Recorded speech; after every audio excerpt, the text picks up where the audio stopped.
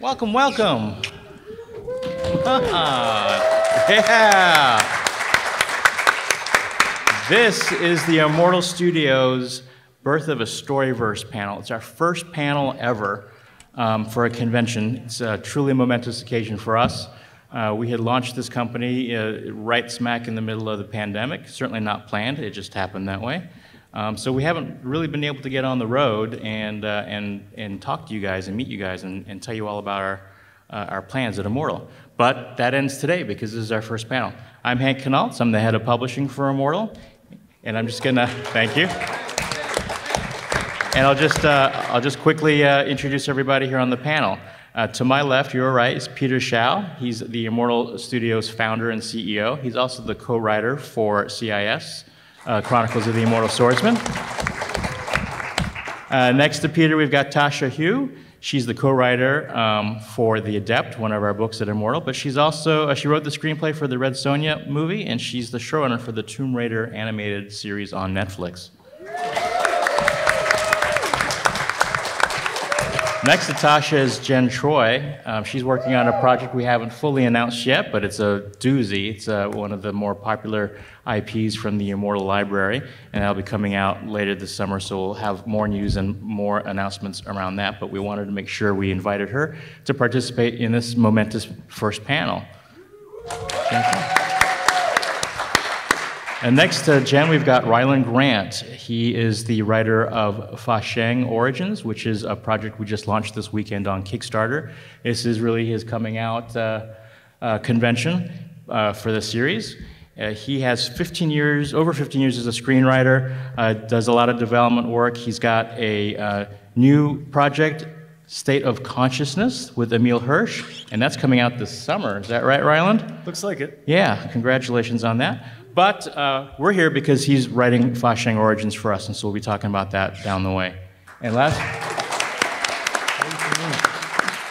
but certainly not least, Bernard Chang. I've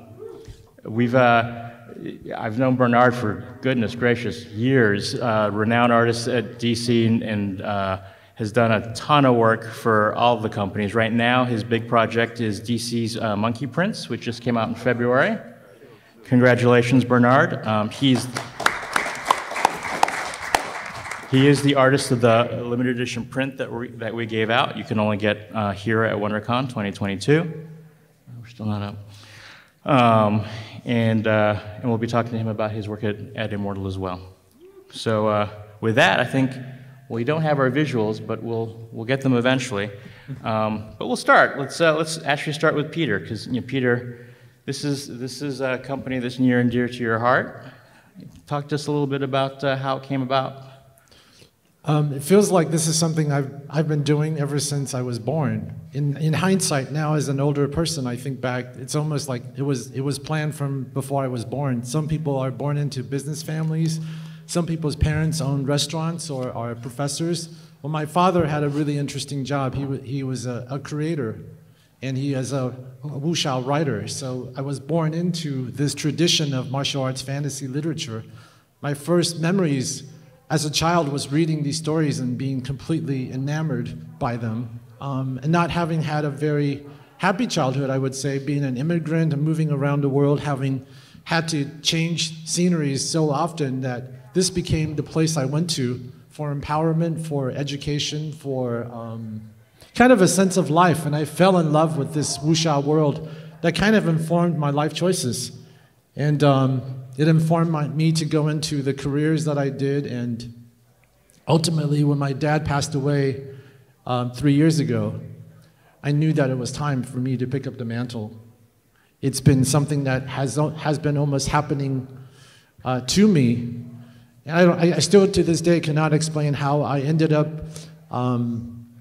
becoming, for instance, the brand builder for the Shaolin Temple, where martial arts was born. It was almost like I somehow had accumulated a series of life experiences that informed me to this depth of this really, really beautiful lineage that I consider a kind of a living treasure. And it's been around for thousands of years, and it rears its head every so often whenever there's strife, where there's confusion, where there's chaos, where there's injustice. And I think the collective unconscious calls out for heroes. And this lineage of the martial hero genre has responded to that. And I feel like it's rearing its head again here. And I'm just so honored to have been given these life experiences now to breathe new life and new vision into the genre. I'm just kind of rambling a little bit, but those are some of the ideas that came to mind. And I will say that one of the things that I've tried to do, and I tried to really bring back into this genre, is the authenticity of it. Because, you know, the first part of my life was really experiencing as literature and history and allegory and myth.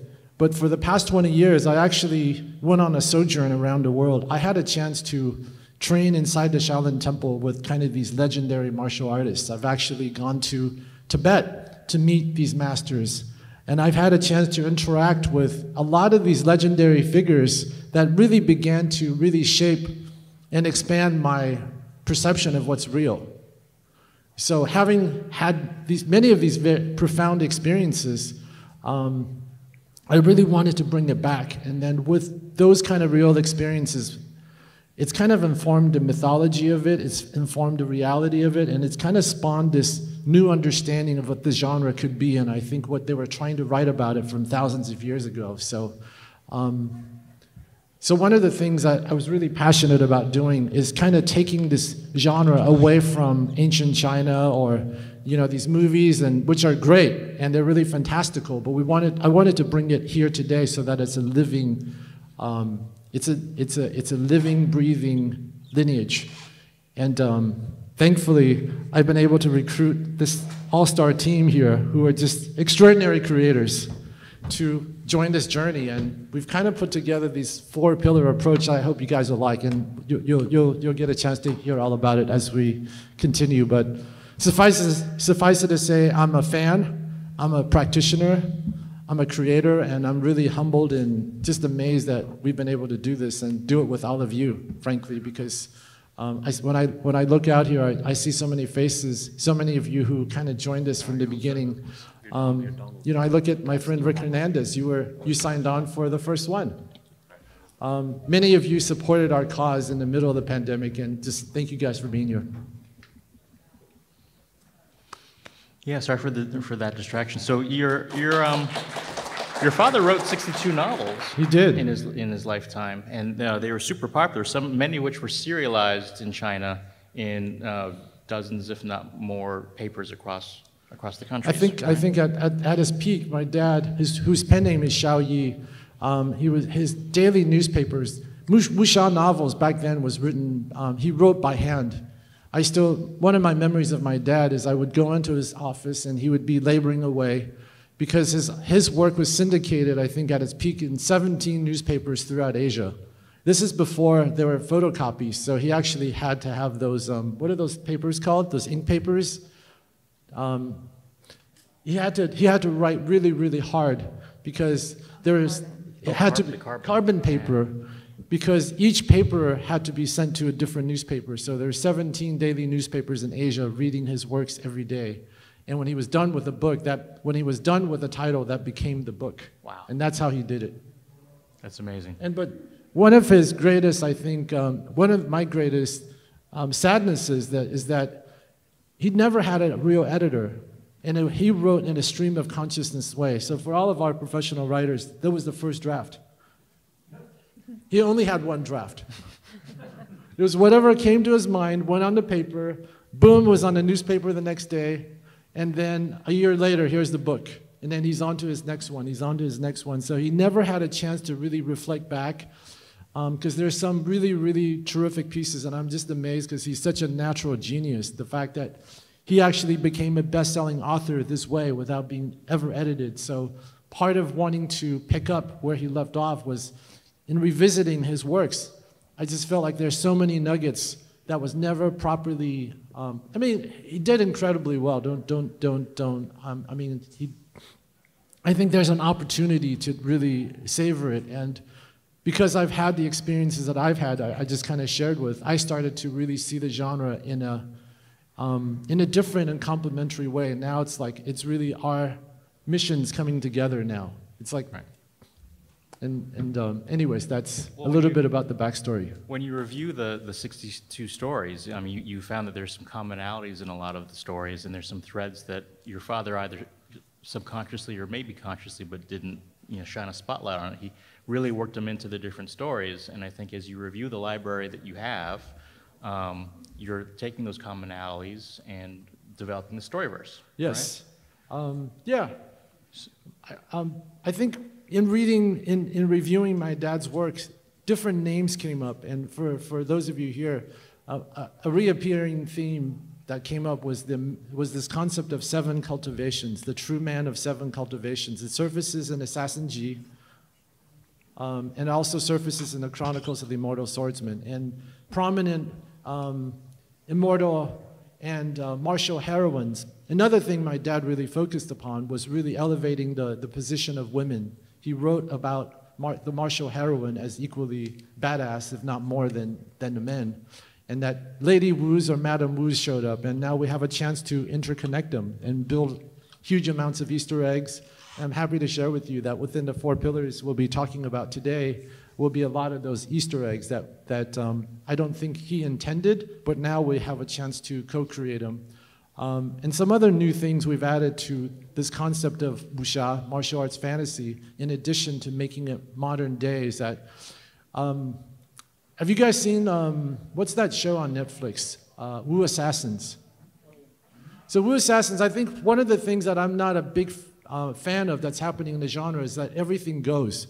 Here's a fireball, here's a little martial move, here's a little philosophy that they kind of jumbled a lot of things together, and people no longer, there wasn't a sense of real authenticity. It was almost like a huge amount of grabbing as opposed to really understanding and unpacking a very sophisticated, nuanced genre that is supposed to be very believable because they're all grounded in facts.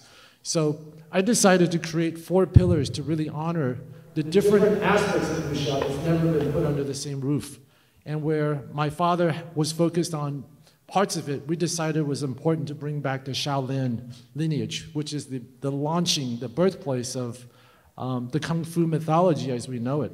So ergo, we launched with the Adept. I used to call it the Adept, and I kept hearing Tasha talk about the Adept, and she was so good at it. So, Tasha, you've converted me into saying the Adept. Oh no, I may pronounce it wrong, so now we're all just all wrong. No, I mean, there's something really badass about saying the Adept. Yeah. So, we decided that it was important to launch this properly. Who's a Shaolin fan here? 36 Chambers of Shaolin. This launched Bruce Lee, Jet Li, the 36 Chambers, the entire Shaw Brothers.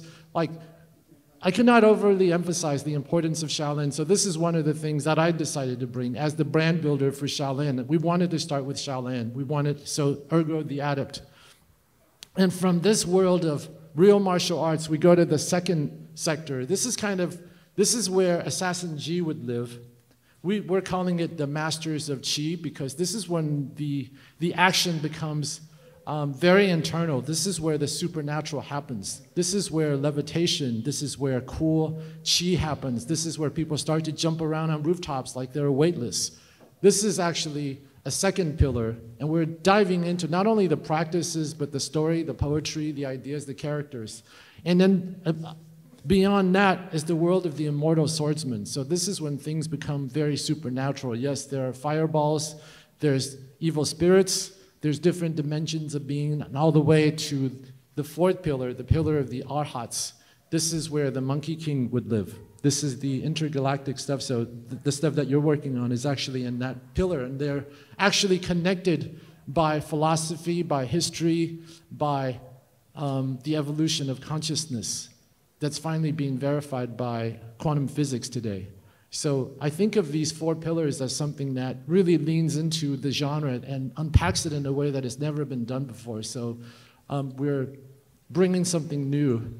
And in choosing, I ran into Michael Uslan on the hall coming here. And of course, you know him as the producer of Batman and Gotham.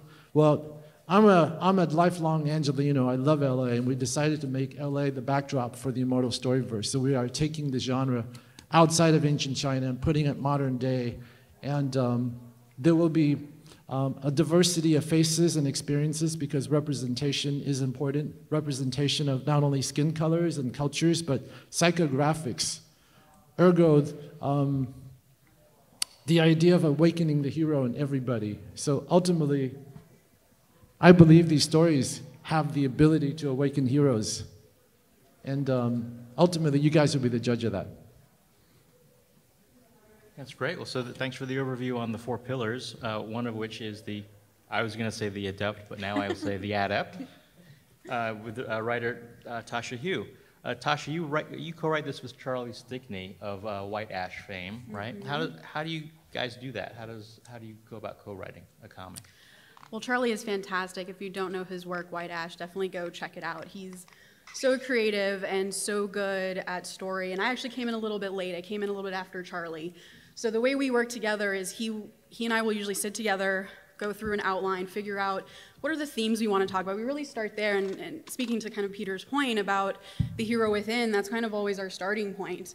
You know, what is the story we want to tell about heroes? What do we want to say about heroism and how you find it within? And we start with those themes, and then we build a story on top of that in outline form. And then I will go to town on the script, and I will send it back to him, and he will say, no, Tasha, that's not how panels work. You're a screenwriter. And we'll work with him, and it's been so educational because he comes from such a strong comic book background to really, okay, like these are how the panels work. These are the best way to tell stories within these panels. And he's so collaborative that we were able to really kind of put this together from someone with a screenwriting background and someone with a comic book background to, I think, create just a really, really strong story with incredible visuals and I think a pace and an urgency that you usually find in television or movies, but in a comic book. So like that's pretty much how we work together. He's very collaborative, which has been awesome. Oh, that's great. So can you tell us a little bit about the story itself? I mean, it's about Amy, and she's Hapa, like you are, like I am. Yes. So how does that play a role in what you're writing? This is the first Hapa character I've been able to write, which has been very cool, and I very much appreciate that opportunity, and was a big reason why I signed on to the project, because there's something specific about that experience in this country that Peter understands, I mean, being an immigrant here, and really wanted to bring that forward. So this is a young girl who has had not a great childhood, and what I love about that is when you start your character someplace really low, someplace where their life is very difficult, and you challenge them, you really start to see what all of us, I think, are, I know this sounds really cheesy, but what all of us are really capable of, because she just digs deep. And we're in the first pillar, so it is very grounded. We're in Los Angeles. It's about Kung Fu. So her powers don't come from the supernatural. Her powers come from within. And that was a character that I found really interesting and someone I personally could engage with. And so it's about Amy learning how to overcome these just daily obstacles, problems with family, bullies who are trying to take advantage of her family and take advantage of her. And in the process, she starts to uncover a bigger mystery, that there is a bigger villain operating in Los Angeles with very dangerous plans. And what I personally love about writing, some of my favorite heroes are the heroes who are the most unexpected, who uncover the big secret and now have to be responsible for taking that villain down. So that's who Amy is. Hopefully she succeeds. We're not there yet, but I have confidence in her. That's awesome. And how did she learn her martial arts? She learns through dreams, which is so cool.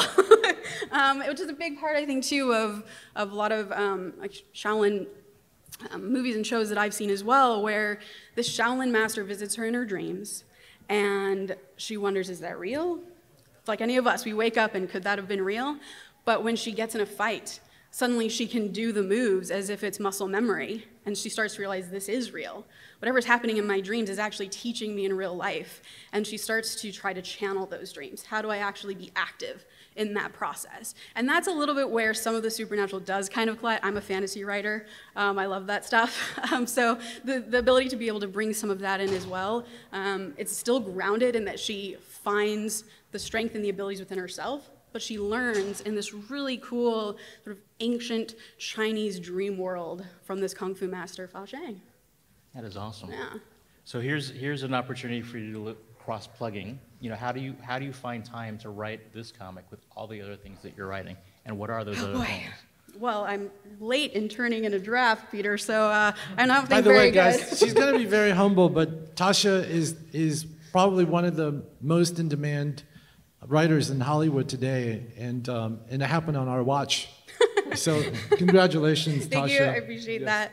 I mean, I don't know if there are writers in this room.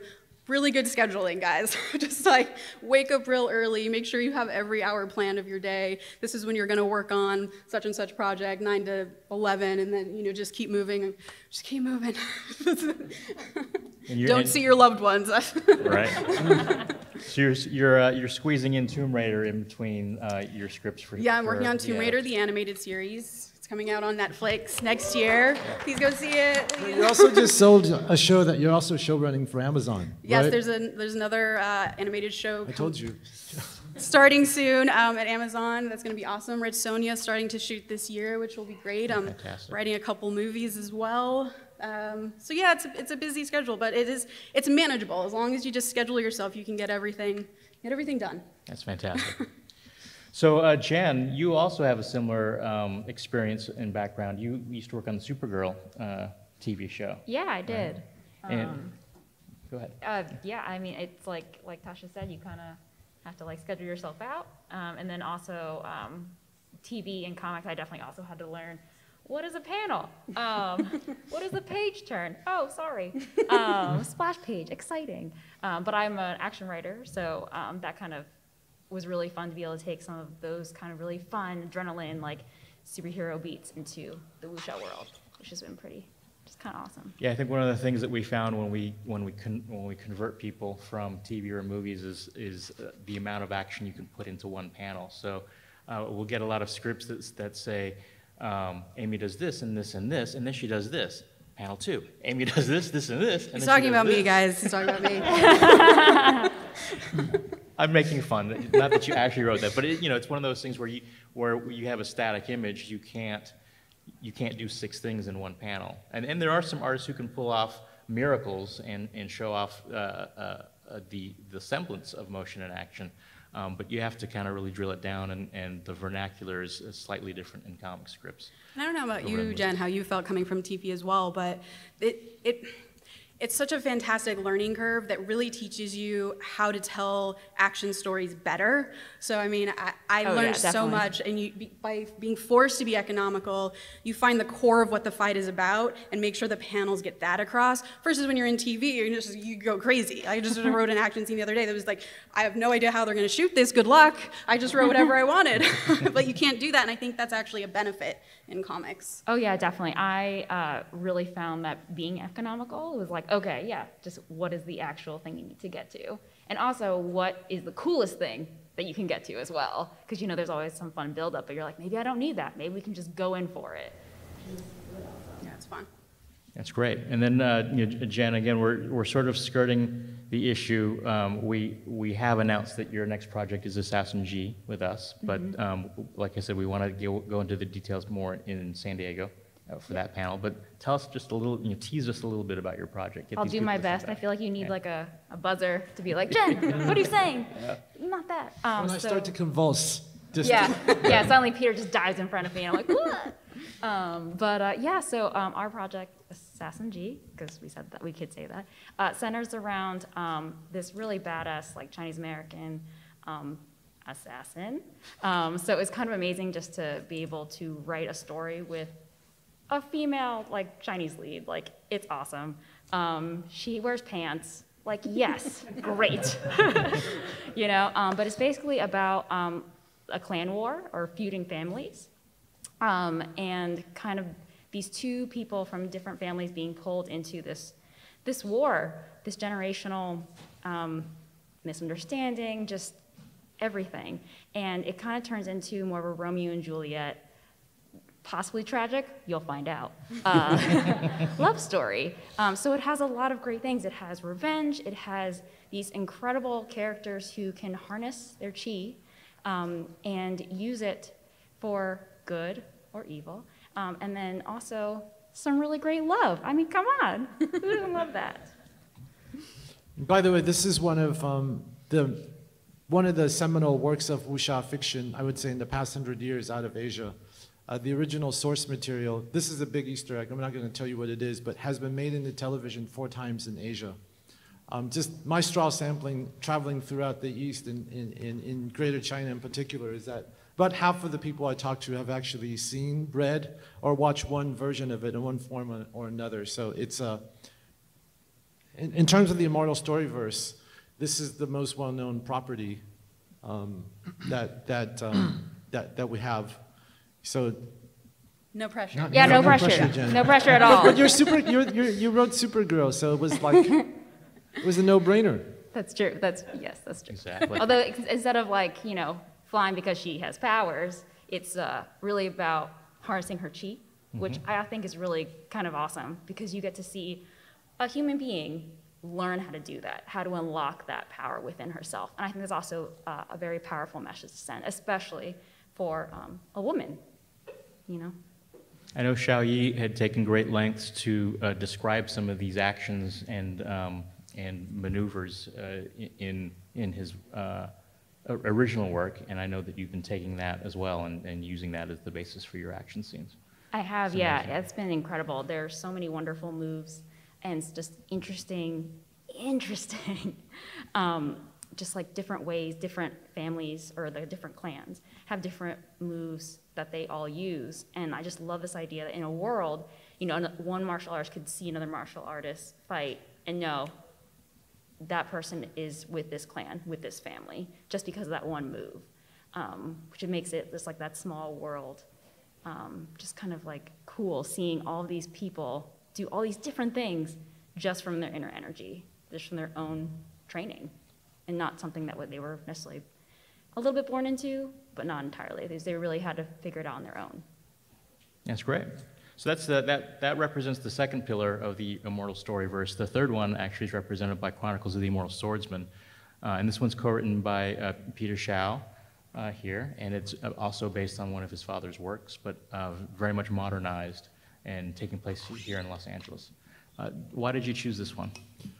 Of all the books that I've read as a child from my dad, I read everything. This somehow stuck out with me. This one just resonated with me. I don't think there would be Immortal Studios today had it not been for this book. There's something that this protagonist, Iron Pandu, that just appealed to me. And he kind of evoked my imagination. He transported me to a world of magic and metaphysical depth that kind of opened my eyes to this Eastern view of reality itself. So for me, it was just incredibly interesting, empowering, imaginative, colorful. And I would often dream that, I think this is why heroes are interesting for all of us, that he became a vehicle for me to experience me at a greater depth. And there's something really interesting and intriguing about it. And he does deviate from this world of Assassin G, where there's chi, there's really extraordinary things. Now we're into supernatural realms and flying swords and energy and inner cultivation, all those different things that was extraordinary, and I just fell in love with it. And I actually sold this property to Lionsgate at one point. This IP has been floating around. I set it up as a game, as Lionsgate. Ultimately, I said, forget it, guys. I don't want you to do it. I'm going to buy it back. I'm going to take it back, and I'm going to really, really own it. And it took me probably 15 years of working all different aspects of it until we just kind of nailed it. Yes, it's here. It's in LA. And Iron Pandu used to be a character who just kind of, and I think that's my dad's life. He just had it coming to him because he was so talented. He was so amazing. His talents were able to shine. So Iron Pandu was a character who didn't have to work that hard because it was all in previous lifetimes. And I said, well, I'm not as talented as my dad in that way. I've had to really struggle. And so in choosing to kind of do it in a different way, we made it modern day LA. We changed a lot of the backdrops, and we introduced elements of technology. And we also created a very flawed and challenged young man in the protagonist in the way that he had to really struggle with a lot of daily things while still believing he had greatness in him. Terrific. And we've spoken off and on over the last few months as we developed this, that this is sort of becoming the backbone or the spine of the Storyverse. Yes. I want to discuss that a little bit. Well, this introduces, one of the big mythologies of this world is the concept of that we live in a very dynamic universe that's constantly changing, and it refreshes itself. And one of the things he wrote about that was facing this world of the Immortal Swordsman back in the day when it was ancient China was this idea of a trial and tribulation. And I really really dug into that concept and decided to build it as a reckoning. Because I think this is part of something we're all dealing with every day. Here we are having this great moment in Wondercon, but not too far in the other side of the world, there's war, there's climate change that's upon us. We are actually living in very, very difficult times, and one of the inspirations for creating this Storyverse is to reflect reality, and it's really asking all of us a question: what can we do? How can we step up? So the idea of this reckoning emerged, and this reckoning that we're all collectively responsible for, that is bringing the world to its knees, which is something we're sharing in real time, is also become a major piece of the Immortal Storyverse. Because I think the opportunity was always not to now invite people to step outside of our world, but to dive deep into it and see how, by becoming heroes, beginning with every one of us individually, we could actually do something. So the reckoning is now real, and it's not just facing the immortals, it's for everybody. And this is going to be the spine for the entire Immortal Storyverse moving forward. We're asking the question, how can we not be heroes during this moment? It's terrific. And Bernard, you did this fabulous piece for us as a wraparound cover for our first issue, but turned into a really nice poster as well. What drew you to Immortal and Chronicles in particular? I didn't hear the last part of that. What drew you? What attracted you to Immortal and Chronicles? Hello? I met Peter, and as a kid growing up here in the States as an immigrant, comic books was one of my first loves here in the States. Comic books and sports. Those are the two things that kind of integrated me into American culture. Also growing up in Miami and Indiana, there weren't a lot of other Asian Americans. And so usually Sunday afternoon, Kung Fu theater on a local television station was kind of my introduction to my cultural past. And so when Peter came to me about his Storyverse, Immortal Studios, it really pulled me in. And I think comic books, out of all the American entertainment mediums, has the most amount of Asian American creators involved, especially artists. No other entertainment medium here in the US can you state that the greatest contributor to that medium is an Asian American, being Jim Lee. So, and Hank's worked with him for many years. Mm-hmm. But yeah, all throughout my career, I've always kind of ventured towards projects and people that I admire and hold a lot of respect for. So Immortal Swordsman was a tremendous story and a great opportunity to kind of shine and express all the years of experience and love that I have for the medium. That's great. Well, we hope that after you're done with the monkey prints that you'll do some more work with us, more design work. And yeah, no, I mean, and things like that is when I grew up here, my parents, my father saw that I read a lot of comic books, Batman, Superman, Spider-Man. And back then this is the late 70s and 80s, so I'm dating myself. But, there's no internet, there's not a lot of stuff on television. And so he got a book, and he would read to me bedtime stories of the Monkey King, A Journey to the West, Wondercon. And part of that was I would go to sleep dreaming and imagining these mystical creatures with these superhero powers, but who were also that I could identify with. And I can only imagine Peter growing up, in that household where his father was actually creating all of these things, how immensely empowering and just amazing that would have been. And I just wanted to add that Bernard is also an advisor to the company, so he's a guy that I do just call up for general advice and input and suggestions, and just, thank you for just being not only someone we collaborate with, but someone who's actually given us considerable thought to how we want to structure this company moving forward. I also give him fashion tips, so I recommend the hat for today. Yeah. Are you going to go there? I said there's only room for one bald guy on the panel. That's in my clause, in my contract. So. Well, last but certainly not least, on the fourth pillar is Fashang Origins, making its debut this weekend. We just pre-launched this on Kickstarter on Thursday, right? And we hope that you'll all check it out and support the book. But to make sure that you are compelled, we have here Rylan Grant. Rylan. Those of you who have read the adept, you know that Fashang is the Shaolin monk who is training Amy. Adept, sorry, training Amy.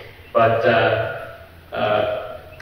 what makes your book different from other origin books out there on the market? What makes it different? Well, when we get to know Fashang in The Adept, did I say that right? He is Taking this score here, guys. Whoever gets it right gets a prize at the end. He is this fully formed, martial warrior, right? This arhat, this enlightened being, and we start from that point, and then we move back, and I think that we tend to default to think that these people come out fully formed, right? But we meet him as a 19-year-old kid, and he's a great fighter, but he's a little bit, dumb and kind of brash, and he has to live his life. He has to learn the hard way, and we see him learn the hard way. And the beauty of this thing, as a writer, I fall in love with the worlds first, and a wuxia story was already great and interesting. But what Peter brought me is a historical drama, really. Fashang comes up during the Boxer Uprising in China and the warlord era that follows. And it's just a really, tough, in a lot of ways, horrible time to come up. And so he sort of, as this young kid, he gets sort of put through the meat grinder of the Boxer Uprising, of the warlord era, and and he sort of wins his enlightenment, sort of day by day, conflict by conflict, mistake by mistake. There's one of the weird lines in my bio, and one of the reasons that Peter and I hit it off, and one of the reasons I guess I ended up writing this story of enlightenment, is I happen to be an ordained Soto Zen Buddhist monk. Soto Zen is a Japanese tradition, but its roots are back in China at the Shaolin Temple. In fact, I can, when you are ordained, you get a lineage chart, and I can person by person trace my lineage back to the Shaolin Temple. I can person by person follow my lineage back to Bodhidharma, who is the man who brought Buddhism from India to China about 1,500 years ago. And Bodhidharma is a sort of key figure in this story. I don't think that's ever happened before, by the way. We've never seen Bodhidharma kind of really given the oath, so we're really breaking new ground here. Yeah. And so it's this really rich story. I mean, it's historically rich. We're dealing with actual events in history and actual figures in history. And of course, we are sort of injecting our own narrative into it. But it is documentric in that way, which I think is really interesting, and is why I fell in love with it. And then again, it is this, it's this story of growing up and finding yourself, but finding your philosophy and figuring out what life means to you. And I don't know, Peter, when you and I sat down, it was, we we never really discussed the business or writing or anything. We talked about philosophy the entire time, and we just aligned on that. And Peter and I knew each other for, I don't know, a couple of years before we decided to work together on something. It was clear from moment one that we were going to work together on something because we were, I don't know, We had a mind meld. yeah, we had a mind meld, but it was like, but we synced up a lot in terms of philosophy, in terms of what was important to us in life, and stuff like that. And so I think that Peter created the story, which is this is based on, and then I kind of ran with it as a writer. And really, this is I think it's our joint philosophy on life that is really embodied in this thing. And here's the thing: is I've taught Zen for 10 years. And I've done it a little bit in my movies and my I write action movies, right? So it's very hard to do. And my last comic was it was a tokusatsu thing. It was guys in mechas fighting kaiju. And I still found Dogen actually appears in the book, which may also be a first. But here is where I really got to explore that stuff and teach that stuff in a way, or just present it. Here's my take. Give me yours, It's amazing the amount of research that you and Dexter both are doing for this too, with the authentic costumes, the uniforms and clothing and looks of the time. It's made it so fun. Again, I fall in love with a world first, and so I spent so long just reading and looking at visual, and I'm marking this and sending this to Dexter, and my comic scripts. You've seen my comic scripts. It's not a standard comic script. It is like a script for a 22-page comic will be 65 pages, mostly of links to. Here's how this uniform needs to look. Here's how a column of German soldiers in 1900 looked. Here is the flag that needs to be hanging, all of this stuff. And we just that's the thing, is being handed this story and the importance of it culturally and historically and spiritually and all that stuff. Like we have to get it right. And it's an enormous responsibility. I take it very seriously. And so I went all out, and I think Peter backwards and forwards, because Peter's been key on that. I hit Peter up in the middle of the night being like, what's the word for this? And I know what this looks like in a Japanese temple, but what does it look like in a Shaolin temple, particularly back then? And there was just this, and Brian Cunningham is great with that, and there's just it's been a group effort, and I think you're really going to love the book, and I think people who know history and who know the culture are really going to fall in love with it too, because we did our best. But it's also, it's a great scholarly work, but it's also like a freaking kick-ass work as well. So you write action, and you write action really well in this as well, and it's a fantastic merging of your two worlds there. It was nice to flex both muscles to write kick-ass action, and I don't think you can overemphasize the level of ambition that went into this project. As even when I begin to think about it, the other thing that came to me when I thought about Fa Sheng was actually Bruce Lee. Yeah. In that Fa Sheng really, if you dive into the story, then you would understand what made Bruce Lee so fierce, so angry. In that he brought that level of fierceness because it was like the experience of the Chinese people for a few hundred years that started with this, that bubbled up to him. So I think there's a huge part of the spirit of Bruce Lee and the philosophy of Bruce Lee in full blossom, really. So it's really, I cannot overly emphasize how extraordinarily ambitious this undertaking is, and how lucky we are to have discovered in you. I call this like your true self really showing up. And then Dexter Wee, the artist, this guy grew up watching Once Upon a Time in China, so he really brought. Anyways, I think that's the code, right? Yeah. Should I take this over? All right, guys, homework assignment or at school assignment. Everybody pull your phones out. You were about to get about a 15-page preview of Fa Sheng Origins. So let's take our phones out and let's shoot this thing. It is a badass preview. You're going to see what you're in for. And what you should know is that in a few weeks, the entire, it is a mega double issue. It's about, 50 some odd pages. It is going to take you, it is going to go live on Kickstarter in a few weeks, but you get to read a 15-page preview right here and now. Take a look at it. Let it blow your mind. It's great. Somebody dropped their pin. Sorry about that, but yeah, go ahead and snapshot that, and let me know what you think. I'm at Rylan Grant on Twitter.